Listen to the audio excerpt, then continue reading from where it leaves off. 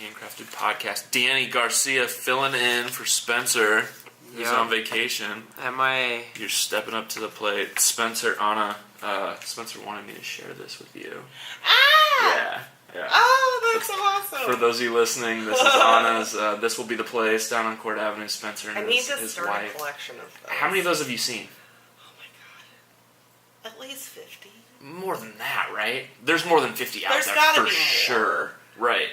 But that makes me so happy. Yeah. So once I sent both these guys the script, and he was like, "Oh, you got to show her this," and I was like, "We'll do, done." So anyway, stoked. Anna Frederick, Anna CF. Yeah, it's Frederick. Initials. Yeah. At Xheart on Instagram, designer, sign painter, hand lettering specialist. Tell us more about what you do. I make letters and I make them pretty for people, or try to anyway. I do lots of things with those letters. I do sign painting and logo design and invitations and chalkboards and murals, and I love all of it. Yeah. That's part of why I love it so much. How'd you get into it? I got a part-time job at Trader Joe's. And once I realized that all the signage in the store is handmade, I wanted to be on the sign team really badly. And I begged and finally got to sort of audition by making a chalkboard and got to start doing that as part of my duties. And then I just got completely obsessed with drawing letters. By doing like the chalkboard signs that say like the deal of the day or whatever message. And the shelf signs, and we'd have holiday stuff, and we'd have to make giant cutouts of Santa or something like that to put up. I loved that job. I miss it. That's nuts. That's how you got into what you do now. Yeah. Is a job at, where was this Trader Joe's at? West Des Moines. Okay. And when was this? How long ago? Oh, gosh. I worked there for 3.5 years. And I think I was 2.5. So that's been about 5-6 years ago now. Okay. So it's been a bit. That's nuts. So when you applied to work at Trader Joe's, what was you just wanted a part-time job or a job there? What was your initial motivation to go work at Trader Joe's? To get to make art there. I was hell-bent on it. And I was thrilled when I got a job there, period, because I really enjoyed working for the company, but getting to make stuff and get paid for it's kind of awesome. And I had a full-time job at the time as well, but it wasn't as artsy as that. So it was a nice balance. A lot of hours, but it was good. That's nuts. Yeah. You got into, so are you full-time doing what you do now? As of October last year. So I'll be coming up on a year in a couple months. Congrats. Holy Very crap. Cool, yeah. That's crazy. I died. You parlayed Trader Joe's chalkboard designer into full-time just hand lettering. Yeah. Do they still carry any of your work? There is still some. There is? That's awesome. Which is pretty funny. I like going in and visiting and seeing what they're making now. But it's just a great gateway. I'll go back in a heartbeat. Have there been any, Anna, come back, we need you to make something for us. We need that Anna Frederick sign for this big thing coming up. No, but they know what I'm up to and have been really encouraging. My old boss is always kind and likes hearing what I'm up to, which is fun. So then, prior to that, what was your experience? What were you doing art-wise? I kind of dabbled in a little bit of everything. I've made art always, as long as I've been able to read. I've been making art and never quite found the thing that I really loved doing. Been doing mostly drawing and painting, other various things, but I think that kind of comes with being an artist, is hoarding craft supplies and art supplies and saying, I will get to this someday. I will learn how to do this, and I never do.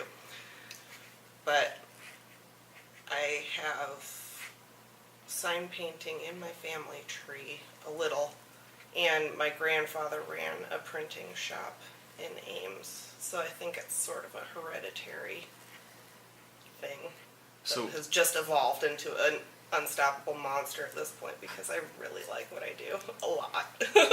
That's awesome. So you say sign painting is in your family tree. What?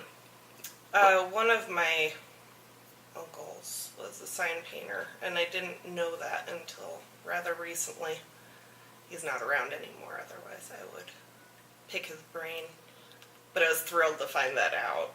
What type of signs are we talking? How grandiose? I think he worked for the city, so fairly utilitarian. But I think there's a lot of beauty in something that's purely utilitarian, too. Just as much thought goes into something like that as into something that's a flight of fancy. Because, yeah, to a certain extent it's permanent, it's an everyday, normal view. There's this abbreviation that I learned at one of the sign painting meets. It's IOAFS. It's only a fucking sign.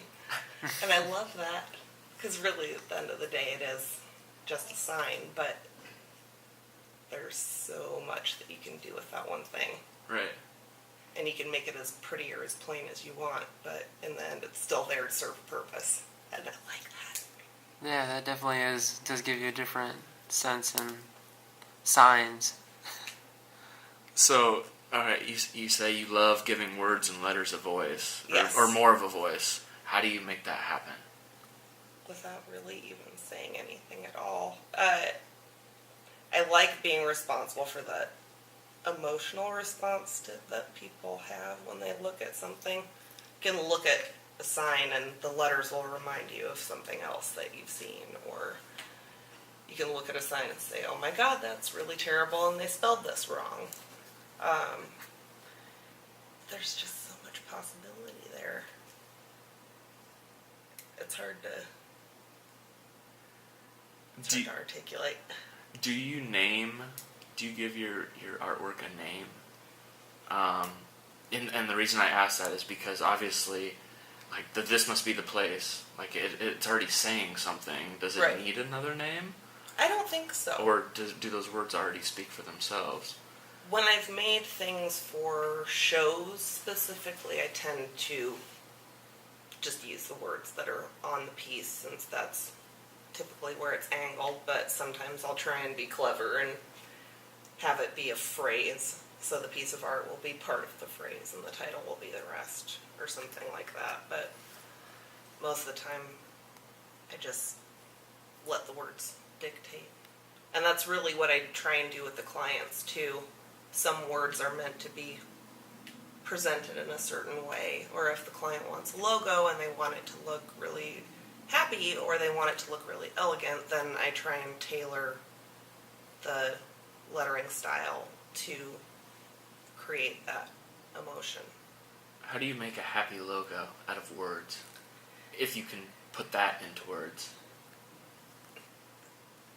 Faces wear expressions, and words do too.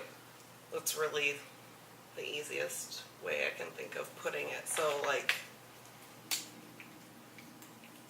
maybe I can illustrate it better than... Sure.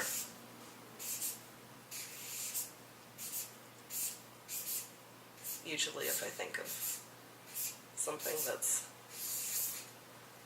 happy, I'll make something that's kind of... That looks pretty happy. And light. Or if someone wants something that's primarily meant to be elegant, you can do that too. And I'm going to run out of room because I planned poorly. I'll get the elegant in there. And it looks very elegant. How often do you draw? Every day. Every day. And where do your motivations come from for what you practice? Myself. Yeah. It really becomes a compulsion after a while. And I've been a doodler all my life. My last boss learned that I was actually paying attention in meetings when I'm sitting there drawing things in the margins. It just helps me think. So I'll hear a phrase that I like, and I can immediately picture it in my head, and then I feel like I need to draw it, or I just feel like drawing an alphabet. Sometimes I'll do that, or I like putting a lot of things sort of into my mental crock pot and thinking about them in the background while I'm doing other things. Because I've got lots of ideas for projects. I'm terrible at following through on any of them, but I love thinking about them. So that's usually where my motivation comes from. Did you doodle a lot in school? Oh, yeah. Yeah. I like going back and looking at my notes and seeing that I did doodle letters even then without really even like thinking about it being a thing. Have you ever gone back and looked through those old doodles and then used something? Like, seen something that you doodled and been like, I love that, and I'm going to use that for this client or this project? I think I'll have to give that a try. I like that as a prompt a lot. Because you already created it once. Exactly. So you pretty much have like a doodle diary. That's pretty cool. Yeah, I have been known to doodle on envelopes for my tickets at concerts. I like going to restaurants with paper tablecloths so I can draw. I'm kind of a dork. No, I love it. So, who have you worked with in the past, client-wise? I've done some work for Meredith. I'm actually working on some things for Better Homes and Gardens now in Midwest Living. Done some work with Lands and a lot of local musicians. Paramount Barbering. That was I was there yesterday.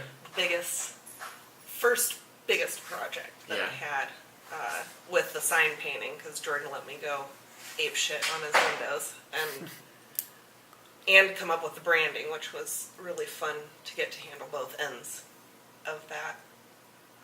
My girl's at Hill Vintage, and I miss that store. Lots of things. Lots of people. Hinterland. Oh, you did the Hinterland logo? No, I made the entrance sign and a whole bunch of the other signs around the festival. So, cool. I mean... I got to be like the Walmart greeter, except it wasn't really me. Like, welcoming everyone. I thought that was That's cool. A good way of putting it. So then, like describe the feeling when you, like, drive by Paramount or you're out at Hinterland or like Hill Vintage and you see stuff that you've done. What's that feel like after it's completed and you see it like out in the wild like that? It's still weird. Why is that? It's one thing to look at your piece of paper while you're drawing it and then you send the final file to the client and then seeing the end product, it's as a tangible thing especially, it's always just, oh, that looks cool, but this is also strange that it went from that to that. And is that because... I think it's because I'm never used to the end vehicle because I get to do a lot of things that end up on a lot of different things. Mm-hmm.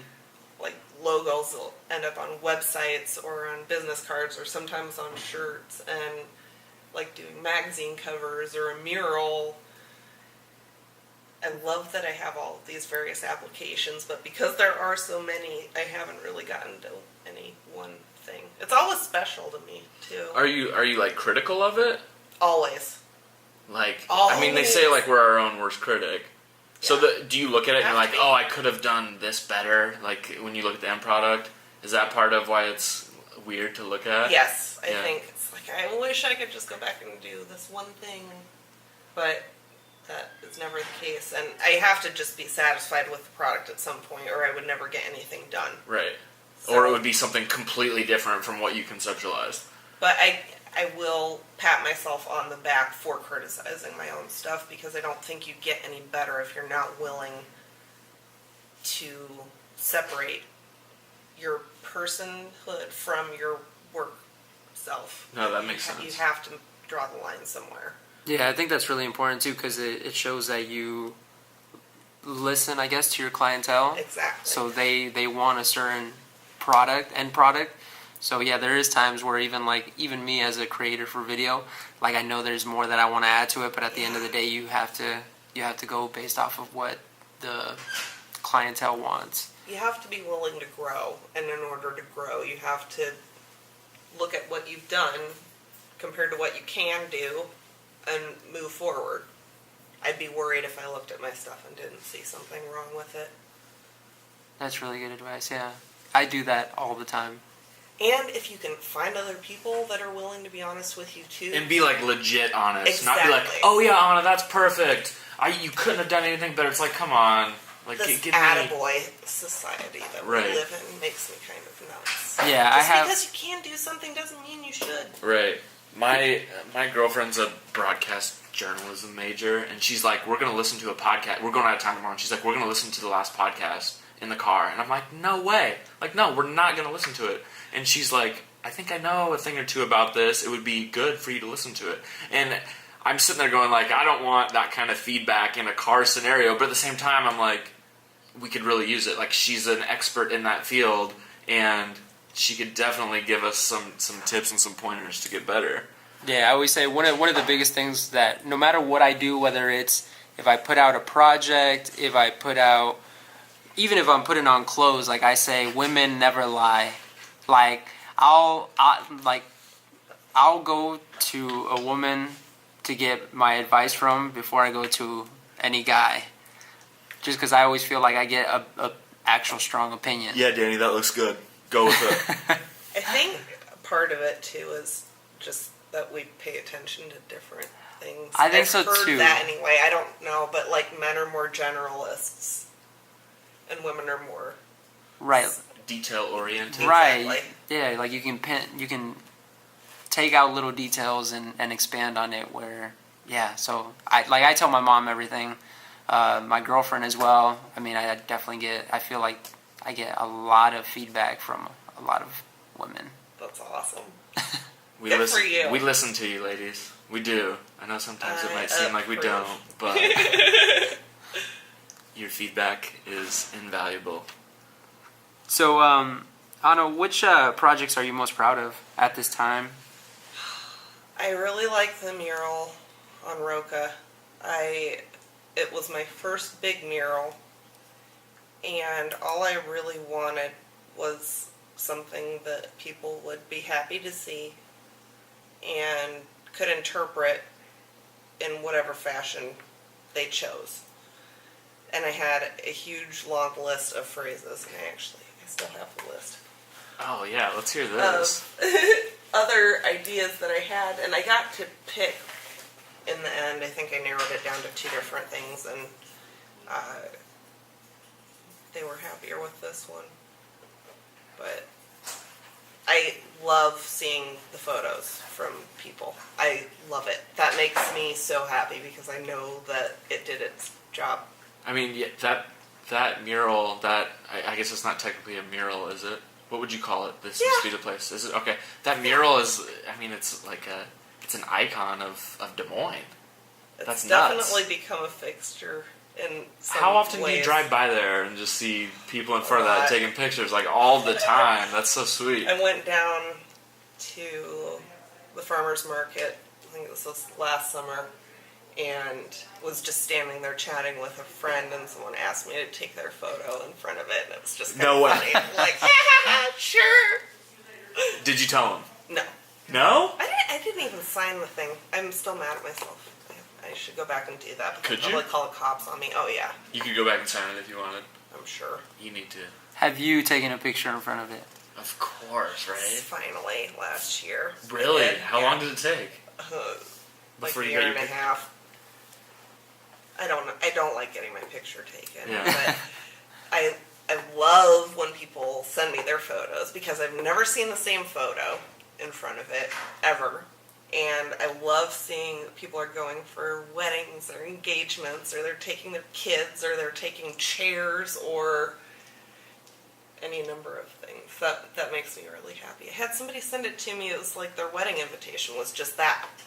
That was so awesome. Right? So for the people listening, explain it, I guess, or Oh, yeah. Explain like what that mural says. So Roka is at 2nd and Court, and they have a huge 3-story, 4-story wall. And my boyfriend, Van, painted the first mural on that wall for The Bachelor. He's not a huge fan of that piece. And then Liz legit coordinated the rest of us, adding to the wall over the course of the next year. I think it took about a year to get them all up.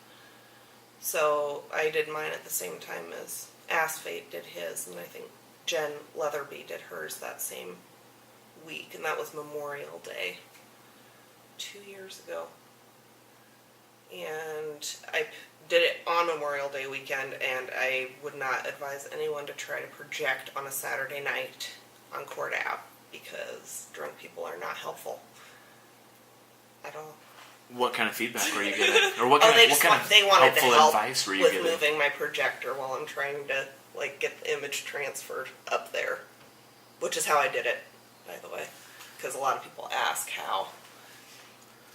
So what? Earlier you mentioned you had like a couple phrases that you were battling between. What were some of the finalists? I thought about doing Home Sweet Home. Aim High. Let's see, where's the other? Those were two.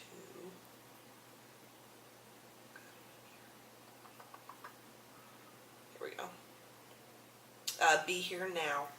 I still want to do that. And Stay Golden. Stay Golden. So then how'd you decide? How'd you pick on this? How'd you decide on this? I loved the loose interpretations that you could take with This Must Be the Place. Like, that could mean any number of things. Especially when you think about when you compare it to Home Sweet Home. I wanted it to be sort of, not a landmark, but just somewhere that people would be interested in for a while. And I knew that it was going to be part of a bigger thing. I feel very lucky to have a ground level spot, because had it been up higher, I don't think it would have been received as well. So I did think about the fact that it's going to be accessible to people. So what's something that they're going to want to interact with regularly and look at, and it has gone over better than I think I imagined that it would. And I'm really stoked about that. That was good luck. Yeah, that's awesome. Good for you. I want to do those all over the place, though.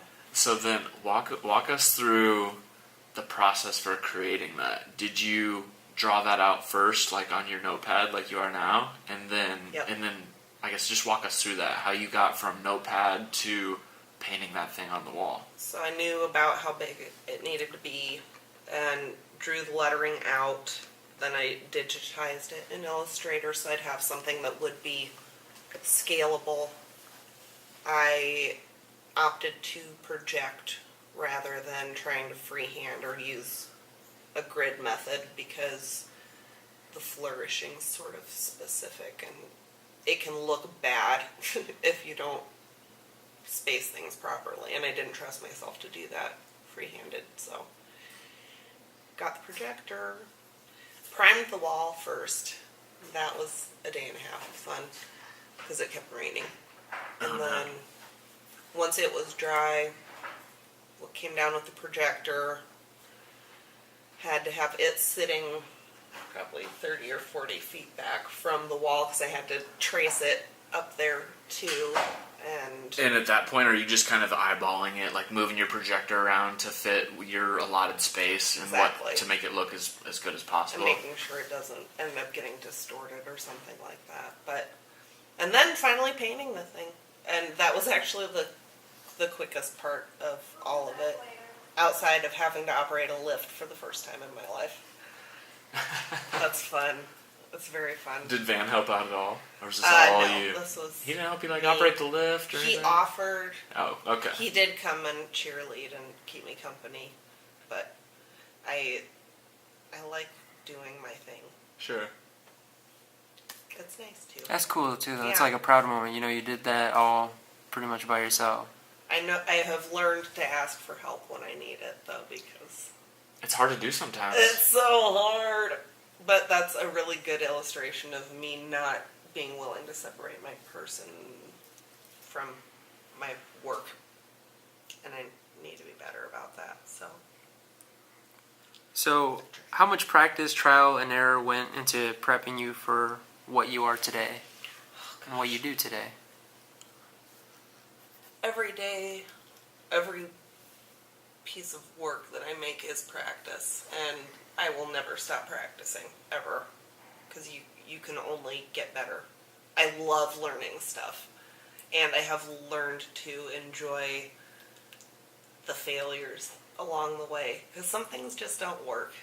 And some things take a really long time to get good at, like the sign painting. And I am so new to that. I know guys that have been doing it for 40 or 50 years and paint like their brush is an extension of themselves. And I want that someday.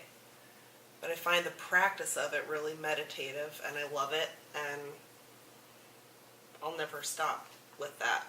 And I'm really thankful that there's a great community in lettering and in sign painting both.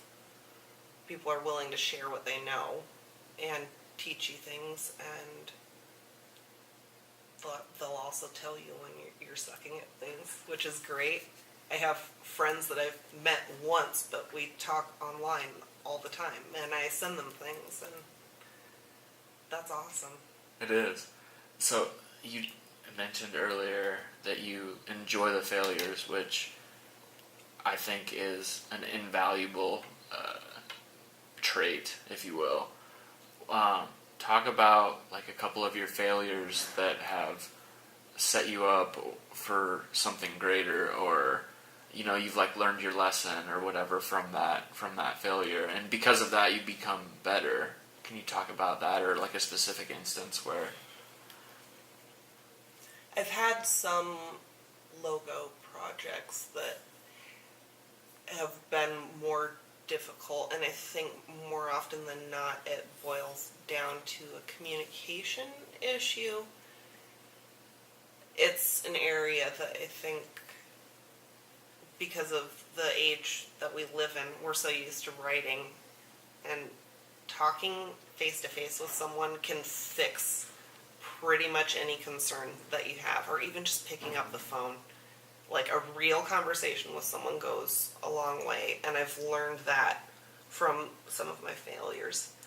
Is you read emails a certain way, there's so much tone lost and all the questions they need to get, and too many different emails about one thing, and yeah. But good or bad, you learn something from it. Right. If you're open to learning something from it, I try to be. So what? Self-employment is a bitch. That's all I know. You work at home, right? Yeah. How, do you feel like at the end of the day you just need to get out of there? Oh yeah, and I do. Yeah. I shouldn't complain, because it's really pretty much like my dream come true. Because I don't have to sit at a desk all day staring at a computer, hating the fact that I'm wasting 8 hours of my day doing something like that. I can get up in the morning and I can eat my egg sandwich and I can go take the dog for a walk, and if I want to go out to Saylorville and look for rocks, then I will. And if I want to stay up working until 2, I can do that too. And it's great.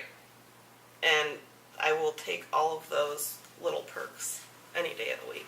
For sure. But yeah, working from home, I need to have more work dates with people. So if anyone wants to have a work date sometime, get me out of my house. Hit Anna up for some work dates.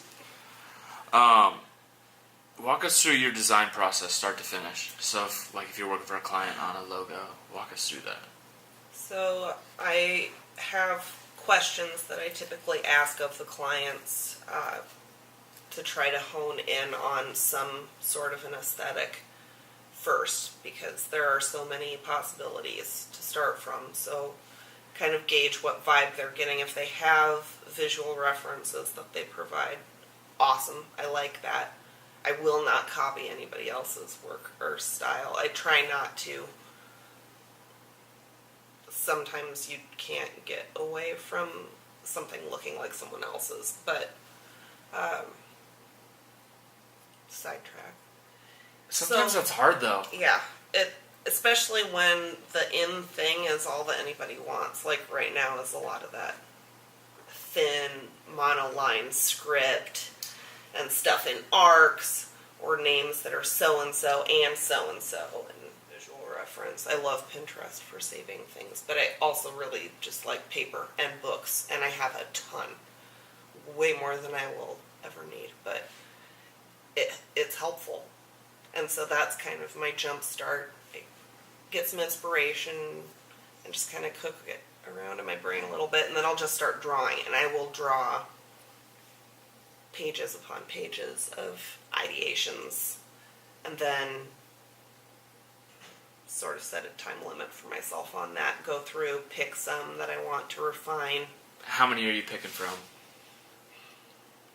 I'll usually have like 40, but that's not to say that they're all different. Like some will just be this thing but tweaked a little bit here.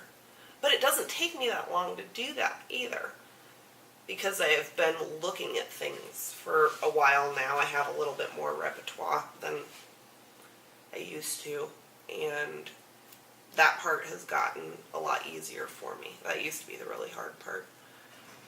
And then I'll present, if it's a logo, I'll usually do 4 to 6 options, which is probably more than I should. But I read somewhere that if you look at your sketch and you say, are you going to be mad if the client chooses this one, then you should not send it to them. So that has become my editing method in narrowing it down. It's like, am I going to be mad if they pick this one over this one? Well, then okay. But if I'm happy with a chunk of them, then I think it went great. And if they don't like any of them, that's okay too. And then move on from there with digitizing, and ta-da, then they can do whatever they want. Nice. So for that creative process, you do work a lot off of paper, notepads? Oh yeah. What do you think about like all the new nifty gadgets that are coming out that people are using? I play with an iPad Pro on the regular. Okay. I am still learning, but it has cut down my workflow a lot because I don't have to scan and Photoshop any paper that I have. I can still do all my preliminaries on paper and take a photo with the iPad, take it into Procreate, rework right on top of it, and then I'll still end up back on the computer to use Illustrator because they haven't come up with anything that's better than that. I like technology. It's a good thing, but there's also something to be said. All I need is a pencil and paper to do my job, really, and an eraser, a big one, but that's kind of awesome. The rest I could farm out. And when it comes to the sign painting stuff, I really do try and do as much of that by hand as I can, because I just don't like computers. This happened the last time I had a major job change, though. I was in a call center for a long time, and then ever since I have hated talking on the phone. I worked at Dairy Queen, and I could not eat ice cream for 2 years, so I think I'm just burned out and sitting in front of the computer. I love my phone, I love the iPad, but sitting in front of a computer, it's like I have to be in this chair doing this right now, and I hate it. I don't know, it's dumb. I need to get over it. Maybe after that 2-year window passes, you'll be hopefully it's a short you'll be pro computer. So who would you say are some of your biggest influences in both the design game and in life in general? Who do you get inspiration from? Gosh, that's so hard. I have an amazing mentor, John Parker, that has schooled me on sign painting, and he's an incredible human being as well. I'm really lucky to know him. He ran a sign shop for a lot of years, and now his sons run it. He's retired, but he still makes stuff all the time, and pinstripes and airbrushes, and does gold leaf work, and he's got carpentry in his background too. So he is the ultimate Renaissance man in my book, and has just been a joy to know. I have a lot of influences that that's so hard to narrow this list down, God. I have a lot of friends that are sign painters, all the letterheads, I'll just put it that way, that are a constant inspiration to me. And the letterheads, I should explain, is an informal name for this group of sign painters that get together once a year to have workshops and jam on some panels and trade shop talk and drink and have a lot of fun while playing with paint and gold. And that group was started 41 years ago. Oh, wow. I went to the 40th meet. How many people? Over 250. 250 letterheads. From all over the world. And that was in Cincinnati because they have the American Sign Museum there, which, regardless of what kind of stuff you're into, you must go because it's beautiful and incredible. It's amazing. And took some classes there. That was the first big one that I went to. And then the following year went to Amsterdam for that one. And next year it will be in London. I didn't get to go this year. It was in Oslo. But all of those folks for sure, huge influences. Herb Lubalin and many of those typographers from, I think the sweet spot was really the 70s. Ed Bengat and Tony Despina and Louise Feely, who is amazing. She has her own design studio in New York and draws a lot of inspiration from signage, which I think is cool. Plus, she's a lady that does some amazing shit. And female role models are important. Definitely. No doubt about that. As we referred to earlier. Yeah. So, at what point in your life were you just like, I love signs. Signs are dope? I have always noticed them. I've always had an affinity for them, but once I started doing more research for Trader Joe's and looking for inspiration for some of the signs there, and realized that not only could you do this with paint markers, but you can learn how to do this with a paintbrush, and you can do all of these things with this. I was hooked, and if I could do one of the many things that I do all the time, that would be it. Yeah. I love it so much. It's just amazing to me. And I dare you to show me a vinyl sign that's been around for 50 years that looks as fucking awesome as a hand-painted one. They get better with age. How many things can you say that about? Not many. Wine. That's about it. Yeah. Old cars are good. Yeah, old cars are as cool. they're up and running. Old cars are anyway. Cool. But I love the idea of that. And it's so quick, really. Just putting some paint on someone's window with their business name makes a huge difference. Right. There's just something beautiful about it being hand rendered. Even the cleanest painters I know still manage to impart personality into their work. I don't know how they do it, but it's cool. How do you put your personality into what you do?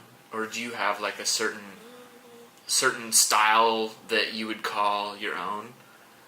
I think I've never tried to define it myself. I've kind of let it do its own defining. You can't help but have some of who you are show in your work by the very nature of what I do. I'm writing things and everyone's handwriting is different. So my perception of how I'm supposed to draw this oval may be this way, but yours could be another. No, as I was watching you, that was what I thought of. I was like, all right, how much of this is... I mean, obviously you're making it all up as you go, yeah. But like as you were applying like little accents to the sea, I thought, okay, how much of that is just something she's adding because she's like, oh, this would make this look a certain way, or how much of that is actually your style? I think a lot of it I've learned through taking classes with other people or watching my idols at work or just from looking at things that I like in general. But I do think that I do some things, or I tend more toward some things than others. I love really flourished script. I just think it's so beautiful, and it's also one of the most difficult things to do well. I think I've had maybe 2 pieces that I would say that I have done really well, like above reproach. And I really like playing with these brush pens a lot. They look like fun. Like, yeah. I'm tempted to reach over and just do my own, but I don't have more. Here, you can. Oh, I don't know. We were talking about, I don't remember either. We were talking about your style. If there are certain accents that you... Dang, Daniel, look at that. Yeah. I just messing around. So we took pens. A little break. We took a little break, and Anna handed us some paper and some pens, and Danny was reluctant. And then we look over, and he's already got. I mean, look at that. He's doing it. Look at that. That's awesome. iPad Pro practice. I don't even know where to start. So, do you think it's kind of hard? Because I find myself doing this as well. So, I try to stay away from creating a certain style for myself. I don't know. Can you chime in on that, I guess? Do you find yourself in similar situations? I feel like if I keep myself doing similar things, I kind of stop myself from growing creatively. I would totally agree with that. I remember reading over and over again that your style sort of just comes with time. You should always try and go outside your comfort zone with the things that you're doing, because you form your own thing from all of those experiences that you have. So if I'm versing myself in 50s and 60s type, then I should also go back and look at things from the 20s and 30s, and I should look at things from 5 years ago. I should go back and look at my old pieces and see what things I would change and use that as a springboard for something new. There's possibility to be had everywhere, I think. Yeah. And it's really easy to get stuck in ruts. I find myself often going back to the same sort of brush script, and so I'll set parameters for myself. Like, no, I can't do that this time. Exactly. Because I don't want to be that narrow scope. I think it is important to choose a few things to be particularly good at, but I think you can... That doesn't apply to styles as far as lettering goes. I think you should have a wide repertoire. More possibility you have, the more possibility your clients have, and that's a good thing for everybody. So you mentioned going back and looking at things from the 50s, 60s, and the 20s and 30s. Why do you do that? So much used to be hand rendered that isn't now, and granted it's had a bit of a resurgence, otherwise I wouldn't be doing what I'm doing now. But looking at old magazines and seeing the hand-lettered brush script for the cosmetics ad, or the old Coke mural on the side of a brick building in Boone, things like that. You can't help but revel in the beauty of it, because that was a one-off thing for that particular assignment. And now a lot of things are mass-produced. They have typefaces that look like handwriting, and because computers have come such a long way, you can have 3 different F's in the same typeface, and it will choose for you. That's fucking nuts. So what is the point of what I do? Well, I can do exactly what you want me to do. Exactly when you want me to do it. The way that I do it. That's kind of amazing. I can't find as much current inspiration as I seem to find from past years. But I'm working on expanding my visual dictionary, so to speak. What's your favorite letter to draw? And the reason I asked that is because I was sitting here thinking of, like, what letter do I want to draw right now? And I came up with the letter E, which turned into the word eat. And I love it. No, it's not good at all. Especially compared to Danny's. No, really, I just started with an E. Yeah, maybe I'm a little bit hungry. But this was not what I envisioned at all. It's a difficult tool. I'll give you some tips on it too. So if you pull it on the side of the brush, yeah, you get the thick, and you can stop at the bottom of your letter. And then so if I'm doing an E, I'll do a lowercase one. Do the thick part and stop. and then move to the tip of the brush to pull up, and I can get the thin that way. Okay. And the A is constructed much the same. So it's just a matter of learning pressure on downstrokes, sure. less pressure on upstrokes, is the general rule of thumb with brush script. But as far as my favorite letters... Okay, I'm feeling this one a little bit more. After you hey, showed me a little bit. Yeah. L and S, I think. Why is that? L? Jean Wilson, who is a calligrapher in town, she is the penultimate calligrapher in town as far as I'm concerned, told me about the line of infinite beauty, which is essentially just the infinity sign. Line of infinite beauty. But I love that L's, by their very nature, have one sort of in the spine. Yeah. And that figure 8 is one of the building blocks of flourishing.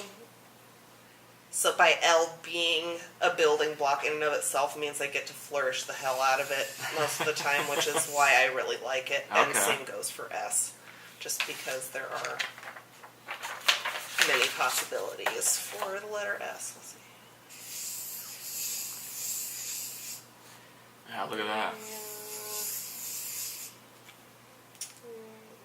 I need to adopt that S in my signature, like when I sign, my checks or whatever. Okay, that one too. Dang. I mean, there's just endless possibilities. So, outside of design, what are you up to? What else are you passionate about? I have a Maltese puppy whose name is Bean. Bean? And I love him because he is cute and fun and quiet.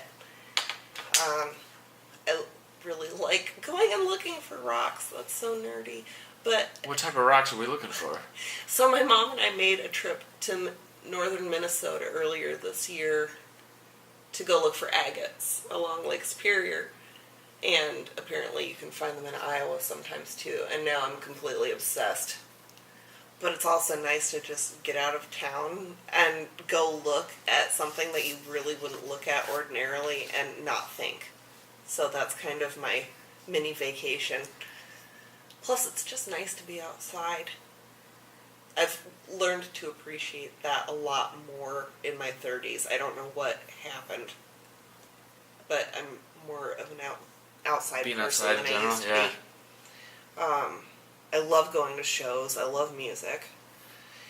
And I try to go to as many concerts as I can. So that's a lot of what I do in my free time. And I have friends that I adore. Love traveling. I'm going to Chicago next week for an all-female sign painters show that they're doing at Chicago Art Department. And we're painting murals that week as well. So I'll get to hang out with about 20 of my peers of all ages, of all nationalities, and nerd out on letters for a week. That's pretty much my favorite thing. I love that I can have vacations for work. Because it's still a vacation. It doesn't seem like work, yeah. No, right? It's great. And I don't really have people here that I nerd out with on the things that I do. So it's nice to have that for a little while. And then at the end of October, I'll be in Las Vegas for Type Camp, which is also all sign painting related. And one of the guys who started the letterheads is one of the teachers. Oh, wow. So we'll be doing sign tours in Las Vegas and go to the Neon Boneyard and all that stuff. So I have some things that I'm looking forward to coming up. Yeah, for sure. That's exciting. Yeah. So I have a question about you and Van. Mm-hmm. Like, obviously, you're both artists. I mean, it's fair to say you have completely different artistic styles, right? Completely. So how does that work? Is there, as far as like giving each other feedback on things? Oh, we do it all the time. Yeah? It works really well. Because I think even if it's not a style that you're well versed in, recognized game. Like, you can look at something visually and say, I don't know about that. Or if you have an idea. How often does that happen? We're honest with each other. Yeah. And I think that's a good thing. We both want to be really good at what we do, and you get tired of asking yourself all the time what the proper answer is to this visual dilemma. We collaborate. We don't work together very well when we're on site doing things, but that's because I'm a total doormat most of the time. Have you guys produced anything together? That is we did public. Well, it's sort of public. It's at Central Campus. Our friends Emily and Christopher teach urban leadership there, and we did it's an 8x8 mural piece that they have hanging on the wall there, and it says "Angelic Troublemakers" on it. But he influences me all the time, and he gives me phrases to letter when I'm needing them, or if I'm sending logos off to a client, I'll ask him for his opinion. And if nothing else, even if I don't take his advice, I get something out of just the exchange with someone else that's creative, because they can see things totally differently than I do, and that's great. Sure. Because otherwise my field of reference is small. He's awesome. I know he's on our list, our short list of people to have on here. So hopefully, Van, if you're listening, let's make it happen. I'll make sure that it does. So, talk about some of the challenges you've run into along the way and how those challenges have set you up for future success. Oh, gosh. Lots of challenges. Mostly ones I create for myself that I don't need to. But I will say, transitioning this lettering thing from a part-time passion to a full-time job is scary. Once you have to do something, that changes the game a little bit. And I worry that at some point I'm not going to like what I do anymore. But I also don't think I need to be wasting time on worrying about that, because I really like what I do. And if I don't like doing one facet of it, then I can change it up and do something else. Or I can switch to something else completely. I'm not married to it, but some days are hard. Yeah, I think that's really valid, because I do question that even myself too, where I'm just like, this is starting to become a 9 to 5. Like, my creativity, like, at times isn't there. Exactly. And yeah, so I know that exact feeling. That's crazy. Being creative on demand is really hard, which I think is why we can't. I'm using the blanket "we" to refer to creatives within my sphere of reference, but it's why I'm drawing the word "eat." I don't know, it's really hard to come up with ideas some days. It just is. And time waits for no man. Clients won't wait just because you're having a hang-up. So I think by the very nature of being creatives, we have to do what we do every day, regardless of whether or not it's for work. It's a practice. It's a discipline. And I think that's something that I need to work on. Because some days it's just really easy to get caught up with doing nothing or doing everything but work. But just checking yourself constantly is a good thing. And staying on top of it. Even if it's for 15 minutes, I'd pick up a pen and doodle. Even if I don't have anything to work on. Because I need to. Just to stay in the habit. I keep files of phrases, of color schemes, all kinds of things. So on those days that I'm having a hard time, then I have something to jump off from. It'd be fun to see if we can visual prompt off of each other sometime. Yeah, I think so. I'd like to get just 5-second video clips from you or something, and letter something for that. That's why I always say some of my best work is always freestyled. Like, because my creative, and especially jumping into a field where I don't know what I'm doing, like, I always am my best. Yes. Yeah. Why is that? I think our brains are just triggered to make us feel, make us think a different way than, like you said, on demand. So my next question was going to say, what do you pull? What are some weird things that you pull inspiration from, or weird items? Like for me, myself, I'll look at still images and create video images off of them. I love that. Where the picture itself speaks to me in a certain way visually. You're breathing life into something that wasn't alive in the first place. I think that's really cool. Right, like I'll just create like my own image out of an image and turn it into its own little movie. So like that's my weird little thing. But do you have anything like that? Do you? I love getting on eBay and looking at old T-shirts or like old decals. This company called Imco.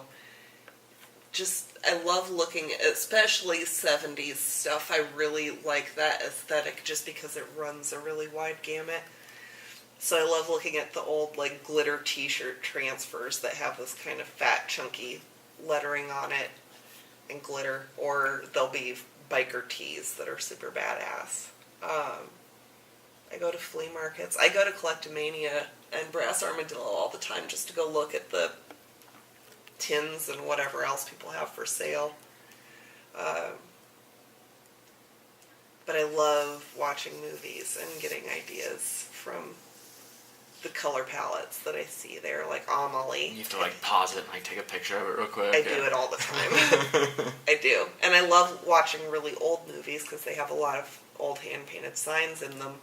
So I'll watch a movie purely for the background. Which is silly, but can't avoid it sometimes. Not at all. Have to appreciate the set designers. For sure. So what's the best piece of advice you've ever received?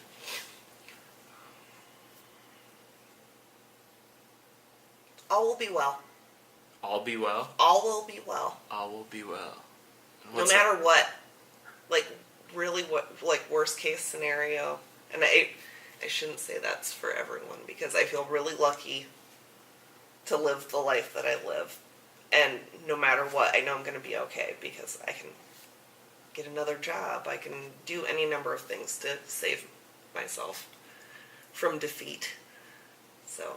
And I think that's something that a lot of people take for granted too, like especially like around here. Like we wake up in the morning, like we're really fucking lucky to be where we are doing what we're doing, and I think Des Moines like is in the grand scheme of things compared to others, like we're super lucky to be able to sit here and have this conversation and doodle words on a piece of paper as we record a podcast on an iPad. Exactly. Like we're super fortunate. It's pretty amazing. And I think Des Moines is a pretty amazing place. Like, the creative community as a whole, regardless of what field people are in, is really... There's a lot of people doing a lot of cool stuff. And it's like amazing. And some of it may seem like we're competing, but I don't look at anything that way at all. It's like, that's pretty legit. Like, that t-shirt you came out with, dope. Love it. I wish that there were more occasions for us all to come together, because it's been something that I've been talking about with people for over 10 years now. Like, how do you get all of these spheres that are seemingly in the same orbit to come together on something? I haven't really figured that out yet. Yeah. My friends Phoebe and Roxy do a lettering podcast called Drunk on Lettering. Yeah.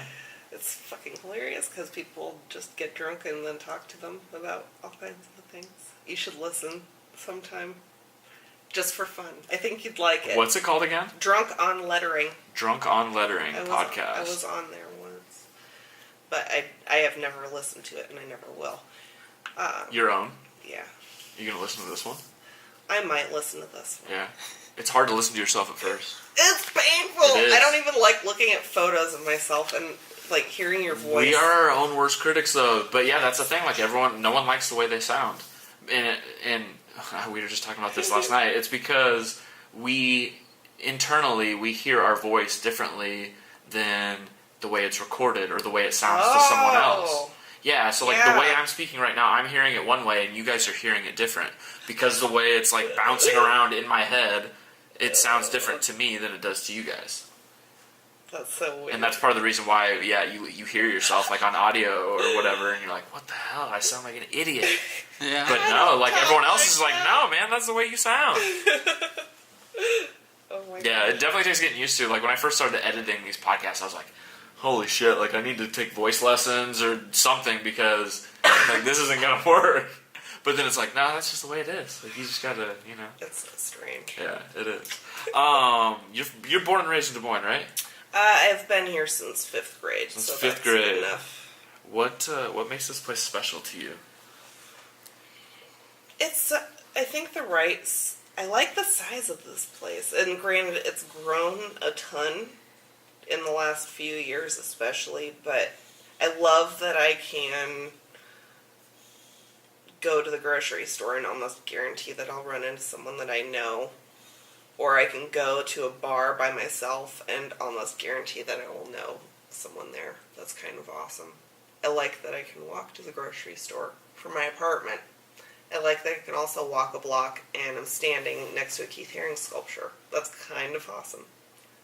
And it's become less and less stuck, especially in the last 10 years, I'd say. Like, the creative community here has really stepped up as a whole, and I think businesses are finally starting to get behind it too. A lot of the creative placemaking that people have been doing is making a difference. So I'm encouraged by that. I'm not so encouraged by a lot of the environmental policy here, however, but I'm not a hippie. I'm not going to go down that road. Yeah. I think Des Moines is great, and there's so much more potential for it to be even greater. Mm-hmm. That excites me just as much as anything else. And that people seem to be coming and staying. For a while there, a lot of people were leaving. I did it. I bounced. And I feel like people are coming back. Or not leaving at all. Which... I took it for granted for sure. Like, after college, I was like, there's nothing here for me. I need to experience something more. Which I did. I needed to go. It's important. That was important for me to do. But in that process, I realized, like, Des Moines is pretty cool. There's a lot of things we take for granted, for sure. And, you know, people talk about, like, traffic here. It's like, no, there's no traffic here. Like, you can get from one end of town to the other in 25 minutes. Rush hour. Yeah, there's zero problem with that. Yeah. So, okay, you have a friend in town visiting. It's their first time in Des Moines. Where are you going to take them to eat and for entertainment? To give them the full Des Moines experience. We'll just assume that it's summertime so I can tack cool. Snookies on there. Okay. Shout out to Snookies. But I love this seafood restaurant on, I think it's Des Moines Street in East 14th next to La Tapatia, and I think it's called El Pacifico Mexican seafood, and it's amazing. Whoa, I've never heard of that. And they have giant 32-ounce micheladas. I love micheladas. Love them too. And I've never heard of that. I need to hit that up. And you can get a platter, and they have them size like 2, 4, 6. So you get like 2 tecates and a pound of shrimp, or you can get 4 tecates and 2 pounds of shrimp, or something like that, and oysters, and it's great. So I would do that because I like the food there. Not to knock everything on Locust downtown too, because Centro, Django. So many good options. Oh, and they're all within walking distance. Americana, Bombshell Brunch. Can we just eat the whole time? Yeah, for sure. For sure. Okay, so you're going there to eat, you're going to Snookies, then what? 4th Street. Lift. I love the Lift because I love dirty martinis. And they also have a Bloody Mary martini, which is great. And Vaudeville Muse is amazing. So go to one of those 2 places. Or if there's an art show, you can go to that too, because there's usually an art show somewhere. So you're eating good. Yeah. And hitting up the ice cream. Drinking martinis. Booze, some drinks, and live music. Yeah. Sounds great. That's a weekend in Des Moines right there. That's my favorite kind. Sweet. All right. You got anything else, Danny? No, I think this has been a really great interview. Yeah, this has been sweet. Yay. Anna, where can they reach you at? Plug your website, social media. xheart.co is the website, and then Instagram is @xheart. What's the X Heart? What's the story? So when I signed up for Instagram, I thought I was going to be all super awesome and have I Know You by Heart as my username. Yeah. It's a line from a song, and then I just shortened it to by Heart. But I like that botanical X that they use as the by, so it became X Heart. So it was by Heart. But it comes back to the letters, though. Yeah. It came back to a letter. Exactly. Soon to be changed, however. To? I can't tell you yet. So I've been laboring over my own branding since I jumped ship, and that's been the hardest project of all. It's trying to brand myself. So I have it even though you brand others. Uh-huh. I think, yeah, that's... Wicked. It's so hard. Yeah, it's a hard process. I could say that too. I've changed my logo I don't know how many times. I think we're on at least the 3rd Dream Big script font for a logo. But I love that, again, it comes back to the letters. You can do any combination of things with those letters, and it's still going to be badass. And it still represents the message of the brand, yeah, for sure. Cool. What else? I think that's it. Anna, thank you.